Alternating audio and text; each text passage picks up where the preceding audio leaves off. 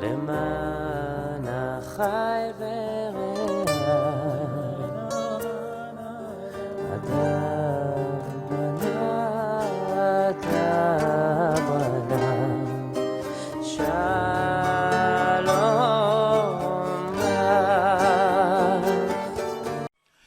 Hello, this week we learning Parsha Bereshit, which is the first Parsha of the Torah, and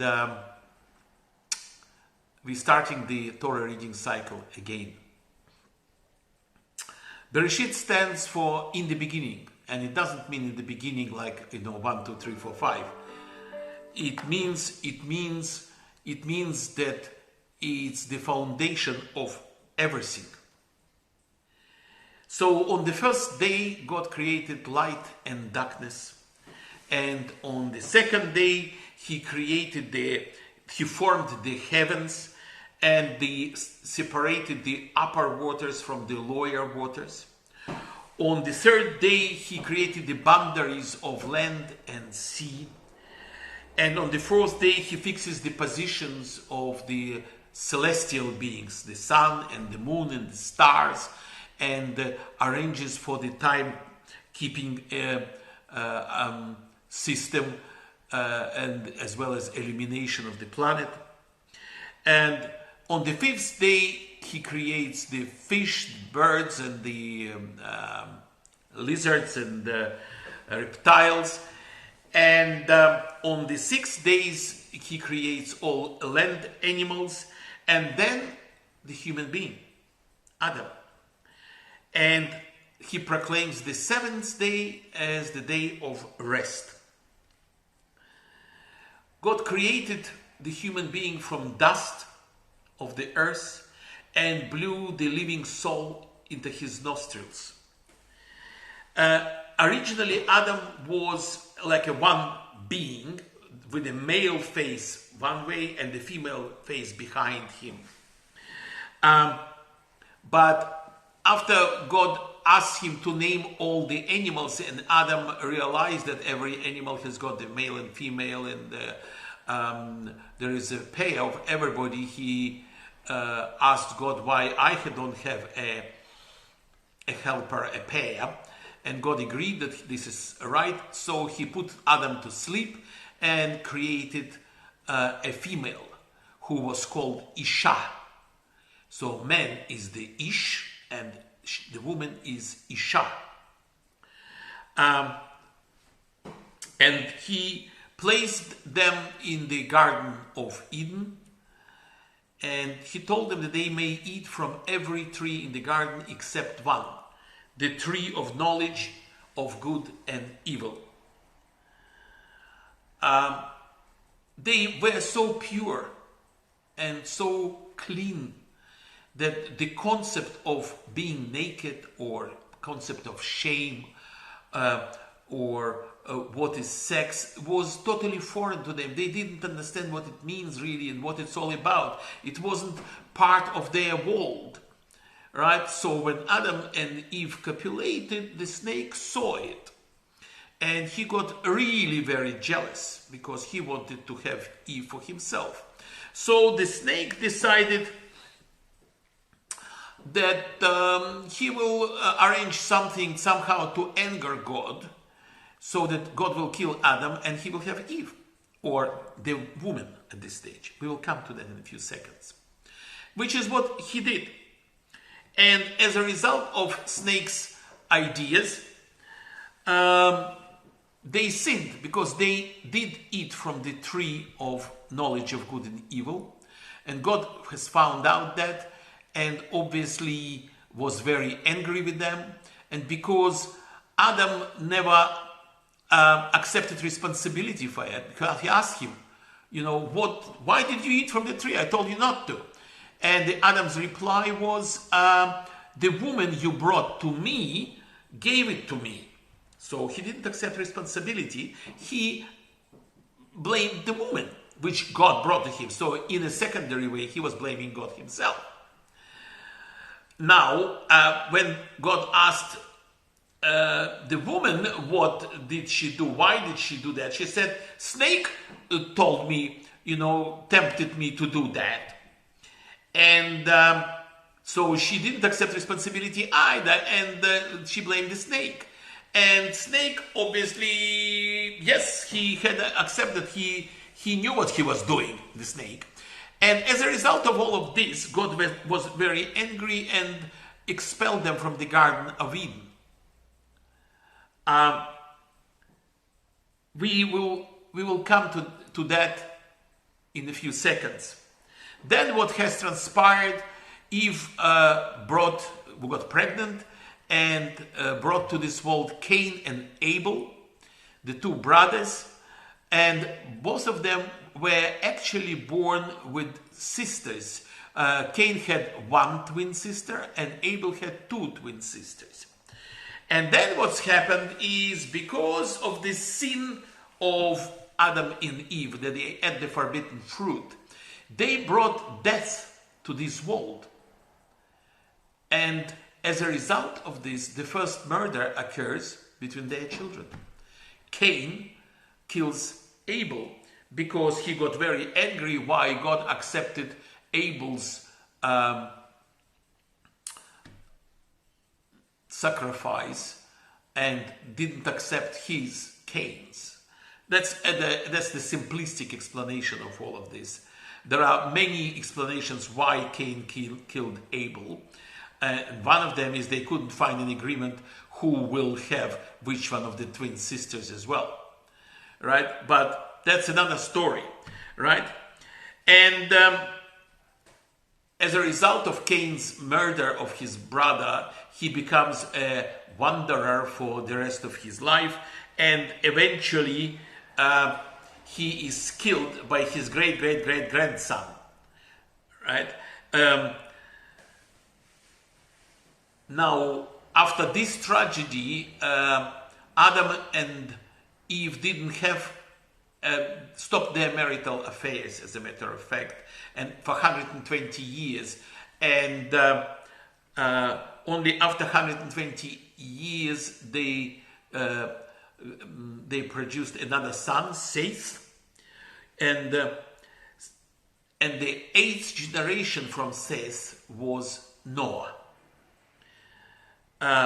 which we will come to that in the next parsha. Now, what I want to bring your attention to, this is the whole content of the whole thing, right? What I want to bring your attention to 3 sentences which are in the middle of all this drama and tragedy taking place straight away from the beginning. And they are the Pasuk 19. Suddenly, in the Pasuk 19, and I quote from the Torah, there it is, yep, there is the Torah, and this is what it says. God said to Adam, as a consequence of the sin, one of the consequences, he says to him, by the sweat of your brow shall you eat bread until you return to the ground from which you were taken. For you are dust, and the dust, and to dust shall you return. The next sentence, number 20, it says, the man called his wife named Eve because she had become the mother of all living. And this next one, 21, it says, and Hashem God made for Adam and his wife garments of skin, and he clothed them. What's going on? We had the whole story of Adam being created and all creation and all of this. Yes, they sinned. Adam and Eve sinned, and the snake was involved, and they blamed somebody else. They didn't accept responsibility. But why suddenly the story stops, and God was very angry with them and told Adam what I just read to you, that by the sweat of his brow he will spend his life working for himself, and he will die. So his life becomes limited. Before that, he could live forever. Because of the sin, they brought in this death, sickness, disease, suffering. All of this was brought by that sin. by them eating from the tree of knowledge of bad and evil, or tree of confusion, which is another aspect of it. Right? Now, suddenly, after God basically telling off Adam and Eve and the snake and all of this, then in sentence 20, and the man called his wife, gave his wife name Eve. Nothing happens in Torah for no reason. What is going on here? After long search, I found Rebbe Sachs actually provides a very interesting answer to that interesting question. Why suddenly in the middle of the whole tragedy story of this parshat, there are 3 sentences which are out of place, not related to each other. Adam realized after what God has said to him that his life will end. He started to get worried. What about the future? That means I have got no future. One day I will die. The next thought which occurs in his mind is, oh, my future are my children, because they have got my genes. They will have my personality. They are continuation of me. And then he thinks, oh, but without a woman, Isha, because I am Ish and she's Isha, without the woman, I cannot have children. Because he realized that through copulation, yes, the woman gets pregnant and she brings in the child. So, suddenly, from a helper, a Isha, just a woman, this woman became important to him because she is actually the creator. She is closer in many respects to God than he himself is. Because he only puts a seed of life into her. But she is the one who actually creates life. So, in understanding of that respect for his partner initially, and now his wife, which is much more than a partner, he gives her a name, Eve.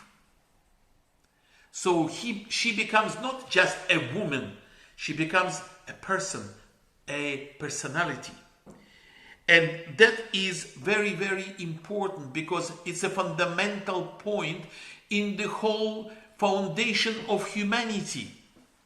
Because when God saw that, what Adam did and gave name to this woman in order to have continuation, in order for the civilization to flourish, this is when God got a little bit softer.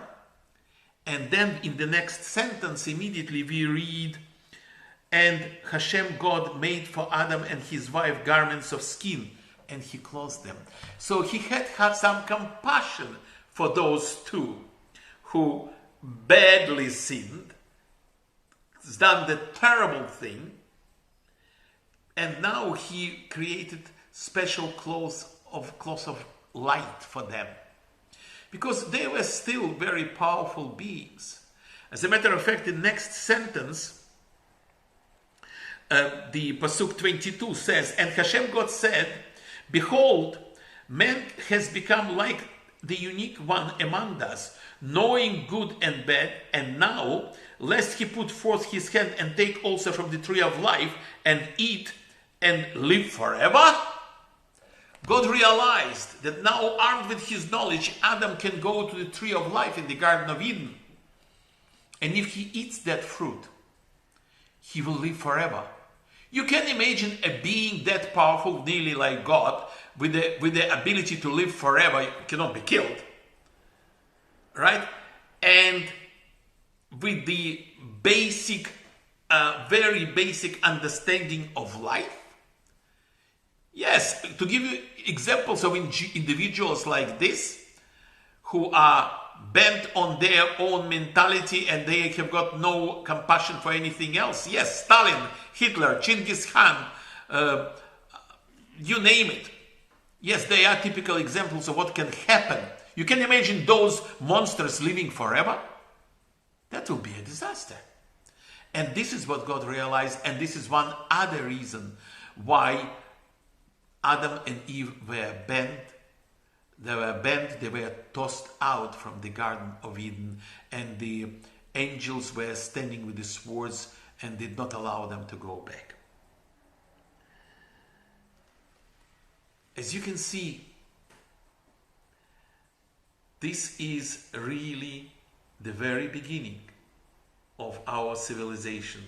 And immediately we human beings act as human beings. We make mistakes. First we create problems for ourselves, and then we're trying to overcome them. And this is how we are, unfortunately. Shabbat Shalom. Goodbye. למען החי ורעי, למען החי ורעי, אדם בנה, אדם בנה, שלום לך, למען החי ורעי, למען